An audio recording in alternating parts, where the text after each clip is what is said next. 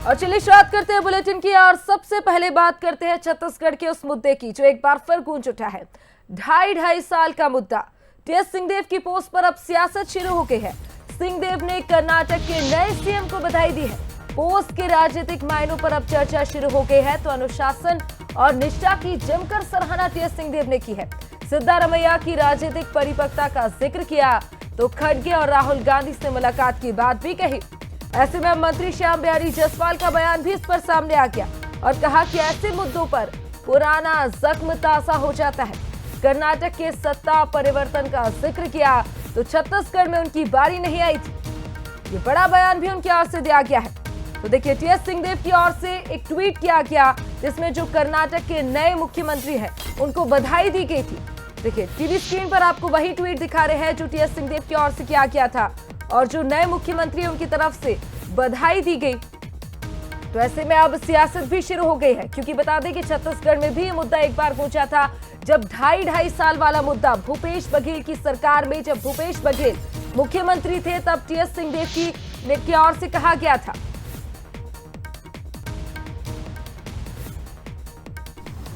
बाबा साहब जब ऐसे बात आते हैं तो उनका अंदर का जख्म जो है ताजा हो जाता है। जहां एक और कर्नाटक में 2.5 साल में सत्ता परिवर्तन हो गया और छत्तीसगढ़ में जब उनकी बारी आई तो इस प्रकार की बात नहीं आई, तो हो सकता है कि बाबा साहब अपने पिछला जो 2.5 साल का उनके साथ जो धोखा हुआ है उसको इस ट्वीट के माध्यम से उनकी उद्गार रहा हो। तो अब टीएस सिंहदेव के इस पोस्ट से कई बड़े सवाल भी खड़े हो गए हैं। सियासत शुरू हुई है तो क्या सिंहदेव को अब पुराना अपना वादा याद आ गया है? क्या पोस्ट के जरिए सिंहदेव का दर्द छलका है या पुरानी ठीस अभी भी बाकी है? बधाई कर्नाटक को और सियासत छत्तीसगढ़ में क्यों हो रही है? क्या सिंहदेव का पोस्ट भूपेश बघेल पर तंज था? इस तरह के कई तमाम सवाल अब इस पूरे मुद्दे पर खड़े हो रहे हैं क्योंकि छत्तीसगढ़ में भी ये मुद्दा एक समय पर काफी तरफ तक गूंजा था जब ढाई साल का मुख्यमंत्री भूपेश बघेल की सरकार में बनाने की बात कही गई थी। उसके बाद ऐसे में कई बड़े सवाल खड़े होते हैं। क्या सिंहदेव का पोस्ट भूपेश बघेल पर तंज कसा गया है या पुराना वादा याद आ गया है? तो बधाई कर्नाटक को और सियासत छत्तीसगढ़ में क्यों हो रही है? कर्नाटक में ढाई साल का फॉर्मूला लागू हुआ है और इस फॉर्मूले की छत्तीसगढ़ में अब खूब चर्चा थी जब भूपेश बघेल मुख्यमंत्री थे। तो ऐसे में टीएस सिंहदेव ने कई बार इशारों में ढाई साल का फॉर्मूला याद भी दिलाया, लेकिन ऐसा हो ही नहीं पाया था। ऐसे में अब इस मामले पर सियासत शुरू हो गई है। तो देखिए ढाई साल वाला मुद्दा एक बार फिर उठ गया है और अब इस मामले पर सियासत शुरू हो गई है। जब भूपेश बघेल मुख्यमंत्री थे तब कहा गया था तो कई बार टीएस सिंहदेव ने इशारों में ये बात भी कही थी। तो अब इस मामले पर सियासत शुरू हो गई तो खास मेहमान हमारे साथ जुड़ गए हैं, उनसे चर्चा करेंगे।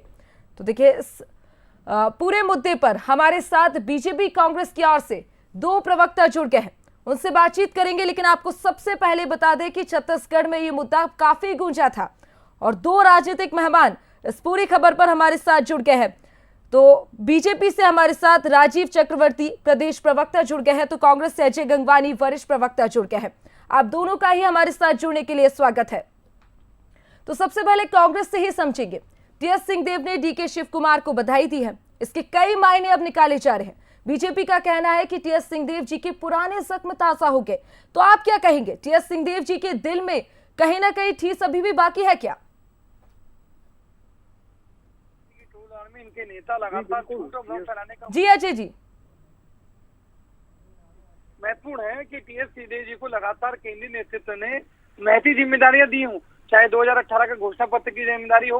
अभी 5 राज्यों में चुनाव था, 2 राज्यों तमिलनाडु और पांडुचेरी दोनों में चीफ ऑब्जर्वर बनाया गया। आज लगातार वो सीईसी के मेंबर हैं, पूर्व मुख्यमंत्री रहे, लगातार उनको महत्व दिया जाता रहा है। ये महत्वपूर्ण बात है पलक जी कि कोई व्यक्ति रणजी ट्रॉफी खेलेगा, कोई राष्ट्रीय स्तर पर जिम्मेदारी निभाएगा, ये पूरी तरह जिम्मेदारी तय करने का जो दायित्व है वो केंद्रीय आलाकमान का है। अगर आप कर्नाटक की बात करें 3 साल हो चुका है।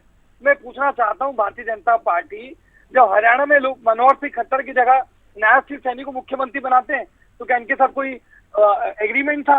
आज महत्वपूर्ण बात है त्रिपुरा में डॉक्टर माणिक साहब को बनाया गया, तो क्या एग्रीमेंट था? गुजरात में पूरा मुख्यमंत्री से पूरा कैबिनेट को बदल दिया आपने। कर्नाटक में येदुरप्पा की जगह बसवराज बोम्मई को बनाया गया। उत्तराखंड में आपने तीरथ सिंह रावत को बनाया, उसके बाद पुष्कर सिंह धामी को बनाया। मतलब जब भारतीय जनता पार्टी चाहे अपना मुख्यमंत्री बदल ले, अपना मंत्रिमंडल बदल ले, जब अगर कांग्रेस पार्टी कोई निर्णय ले रही है तो उसमें भारतीय जनता पार्टी राजनीति करने की क्यों बात कर रही है? दूसरी महत्वपूर्ण बात है, 2.5 साल की बात कर रहे हैं, ये वही भारतीय जनता पार्टी है जो उत्तर प्रदेश में मायावती के साथ 6 महीने का एग्रीमेंट किया कि भैया 1997 में पहले मायावती मुख्यमंत्री बनी, उसके बाद कल्याण सिंह ने शपथ ली, लेकिन मायावती ने समर्थन वापस ले लिया और कल्याण सिंह सरकार गिर गई। तो एग्रीमेंट बना के सरकार बनाना, अपने व्यक्तिगत स्वार्थ की राजनीति करना, ये भारतीय जनता पार्टी का मूल चरित्र है। आज ये महत्वपूर्ण बात है कि टीएस सिंहदेव जी कांग्रेस के समर्पित सिपाही है, अनुशासन सिपाही है। अगर कोई केंद्रीय आलाकमान निर्णय ले रहा है वो उसका समर्थन कर रहे हैं और उसको बधाई दे रहे हैं। इसमें भारतीय जनता पार्टी राजनीति क्यों कर रही है?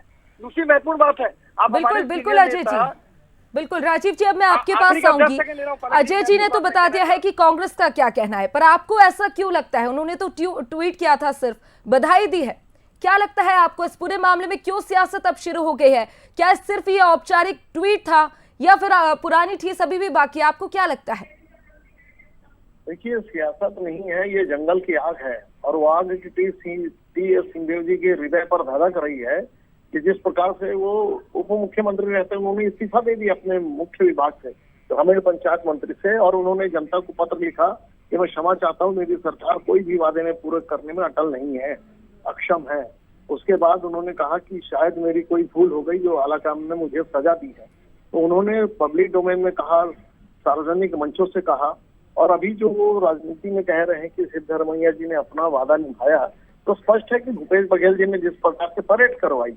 देखिए, जो अजय जी कह रहे थे मुख्यमंत्री बदलना, वो चलता है, बिल्कुल मैं स्वीकार करता हूँ, मुख्यमंत्री बदलते जाते हैं समय समय पर परिणाम के हिसाब से, देश काल वातावरण के हिसाब से। लेकिन 2.5 साल का फार्मूला तय होने के बाद, विधायकों की परेड कराने के बाद जो धोखा कांग्रेस पार्टी ने किया है, यही हालत है कांग्रेस पार्टी को। किसी राज्य में 2, किसी राज्य में 6, जिस तमिलनाडु में ऑब्जर्वर बनाया गया है वहां पे 12 सीटें। तो इस प्रकार से कांग्रेस पार्टी क्षेत्रीय दलों की पिछलग्गू बन गई है वादा खिलाफी के कारण। इसीलिए टीएस सिंहदेव जी ने कहा, तुम्ही ने दर्द दिया, दवा तुम ही देना, और दिल के अरमा आंसू में बह गए।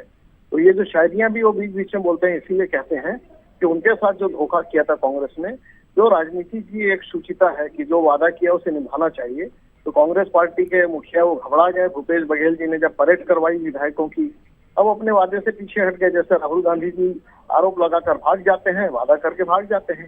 तो इसीलिए टीएस सिंहदेव जी ने जब लिखा, कहा, उसके मर्म को समझिए कि टीएस सिद्धरमैया ने वादा निभाया, राजनीति की सिद्धता को पूर्ण किया, तो वही पूर्णता नहीं थी छत्तीसगढ़ के अंदर। बिल्कुल राजीव जी, अब ये तो समय ही बताएगा, लेकिन छत्तीसगढ़ की सियासत में एक बार फिर ये 2.5 साल वाला मुद्दा गूंज गया है। बहरहाल आप दोनों का ही हमारे साथ जुड़ने के लिए शुक्रिया।